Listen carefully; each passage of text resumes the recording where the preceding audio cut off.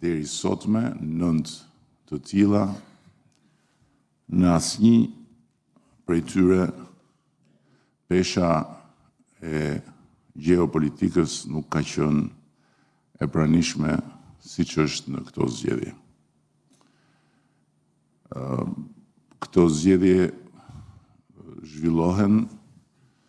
në një kontekst dyfish të jashtëzakonshëm.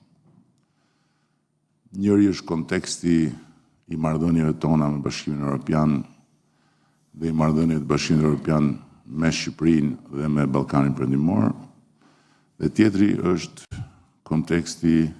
i antarësimit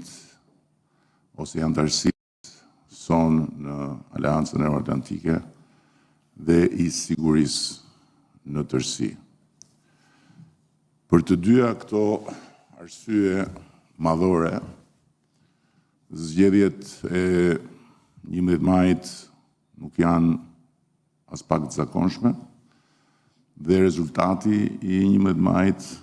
është më shumë se sa rezultat i partive politike, apo në rastin ton është më shumë se sa fitore e Partisë Socialiste në vetvete. Për ne si familje politike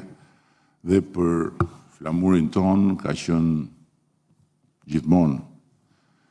e rëndësisë veçantë që të fitojmë zgjedhjet. Por në 11 maj rëndësia e fitores së zgjedhjeve dhe vetë rezultati i zgjedhjeve ka një peshë mbi të ardhmen e afërt të vendit shumë më të madhe se sa që kam pasur në të gjitha zgjedhjet e mëparshme 9 herë me radhë. Për herë të parë, qysh se unë jam në krye të Partisë Socialiste dhe pastaj edhe në krye të qeverisë, është hapur një dritare që nuk ka qenë e hapur siç është sot në marrëdhëniet e Shqipërisë me Bashkimin Evropian. Për herë të parë, dëshira jon dhe ambicia shqiptare për të bërë pjesë me të drejtat plota e familjes europiane përputhet me dëshirën dhe me ambicien e Bashkimit Evropian për të përfshirë në familjen e vetë Shqipërinë si asnjëherë më parë. Për të thënë e kanë thënë gjithmonë, e ardhmja juaj është në Bashkimin Evropian, perspektiva juaj është e qartë, por asnjëherë yjet nuk janë përputhur si sot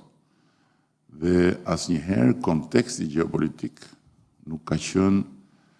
i favorshëm si sot për ne. Mirë po, kjo nuk është një dritare e hapur për gjithmonë. Kjo është një dritare e hapur në këtë kontekst. Dhe ky kontekst nuk është një kontekst i pandryshueshëm, por është një kontekst që mund të ndryshojë më herët se sa vonë. Dhe mundësia që marrëdhëniet tona me Bashkimin Evropian